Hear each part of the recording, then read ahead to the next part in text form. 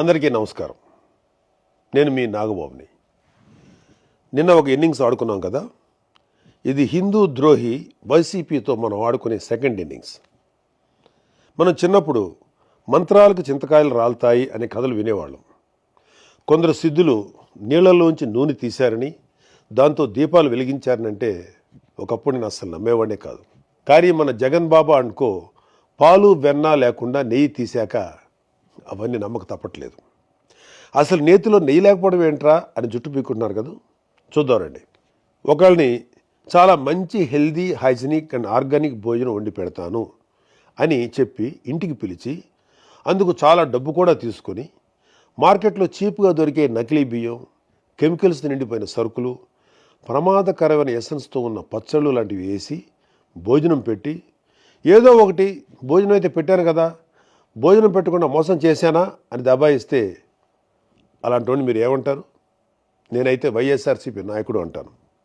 ఇంకా కరెక్ట్గా చెప్పాలి అంటే వైఎస్ఆర్సీపీ హయాంలో టీటీడీ చైర్మన్ అంటాను. ఎందుకంటే వైఎస్ఆర్సీపీ హయాంలో టీటీడీ చేసిన పని ఇదే. చుక్క పాలు కానీ బొట్టు వెన్న కానీ లేని ప్రమాదకరమైన కెమికల్స్తో ఫేక్ గీని 60 లక్షల కేజీలకు పైగా స్వామివారి డబ్బుతో కొని ప్రసాదం తయారు చేసి భక్తులకు పంచిపెట్టారు. ఎంత పాపం, ఎంత ద్రోహం ఇది. ప్రభుత్వ సొమ్ముతో ఎలాగూ వైఎస్ఆర్సీపీ అవినీతి చేసింది.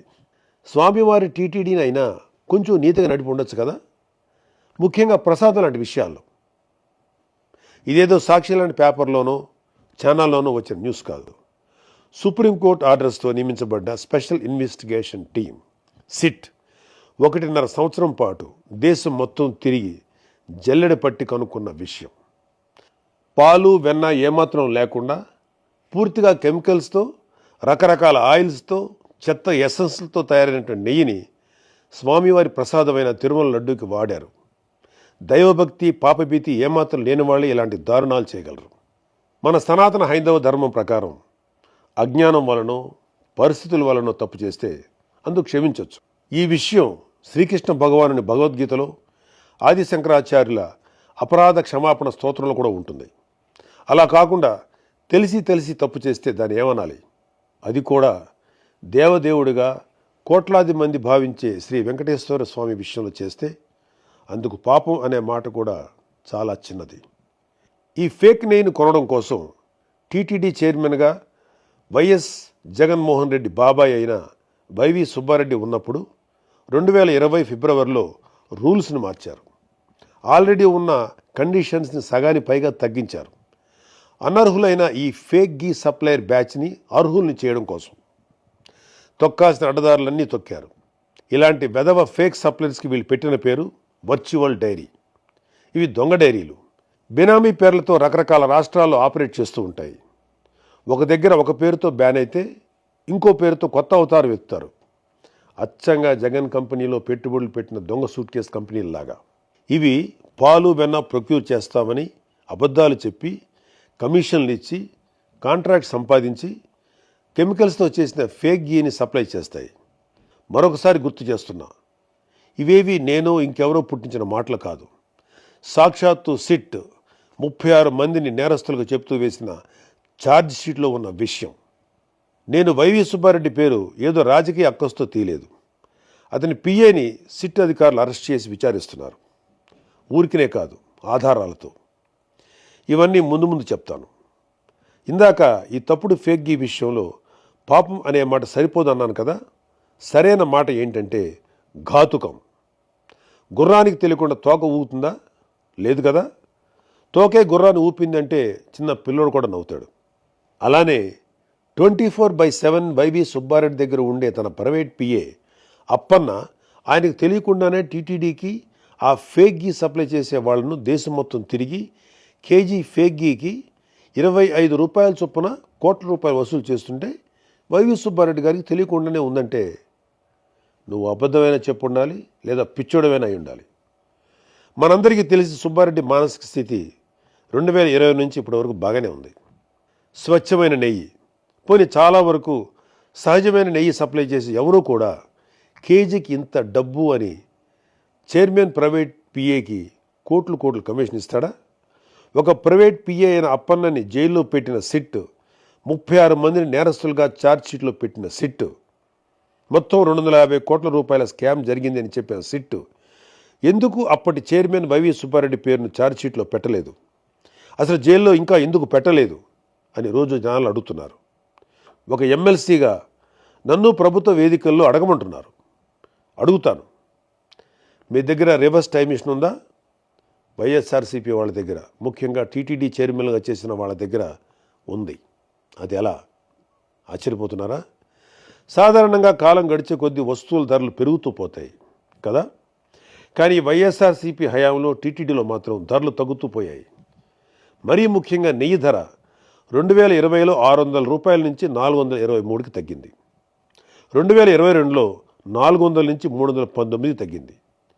మనందరం ఇళ్లలో నెయ్యి అంతో ఇంతో వాడేవాళ్ళమేగా. స్వచ్ఛమైన ఆవు నెయ్యి కేజీ ఎక్కడైనా 423కి లేదా 319కి దొరకటం మీరు ఎక్కడ చూసారా? ఎన్ని కేజీలు బల్క్గా కొన్నా కూడా సుమారు 700 రూపాయలు కేజీగా ఉండే నెయ్యి 423కి, 2 ఏళ్ల తర్వాత 319కి రాదు కదా. అంత తక్కువ ధరకు నెయ్యి దొరుకుతుందంటే అది నెయ్యే కాదు అని అర్థం. ఈ విషయమే సిట్ నిర్ధారించింది కూడా. అసలు అది నెయ్యే కానప్పుడు కల్తీ జరిగిందని ఎలా అంటారు అనే మేధావులు కూడా వైసీపీలో ఉన్నారులేండి. అది వేరే విషయం. ఒక సాధారణ భక్తుడు నన్ను అడగమన్నది ఏంటంటే, అసలు వీళ్ళను తక్కువ ధరకు కొనమని చెప్పింది ఎవరు? పూజలు చేసే అర్చకులా? కాదు. కానుకలు ఇచ్చే భక్తులా? కాదు. మరి ఇంకెవరి మేలు కోసం ఈ నెయ్యి ప్రొక్యూర్మెంట్ ధరలు ఇంతలా తగ్గిస్తూ పోయారు? వాళ్ళ జేబులు నిండడం కోసం, పనికిమాలిన ఫేక్ గీని కమిషన్లు తీసుకొని ఎక్కువ కొనడం కోసం చేసిన పని. అడుగడుగునా ఇలాంటి దారుణాలు నెయ్యి విషయంలో చేస్తూ పోయి ఇప్పుడు ఏం కాలేదు కదా అని తిరిగి దబాయిస్తున్నారు. ఉల్టా చౌర్ కొత్వాల్కో డాంటే అనే సామెత ఇలాంటి వాళ్ళని చూసే పుట్టింది. ఒకసారి జరిగితే పొరపాటు, రెండోసారి జరిగితే యాదృచ్ఛికం, మూడోసారి కూడా జరిగితే కావాలని చేస్తున్నారు అని అర్థం.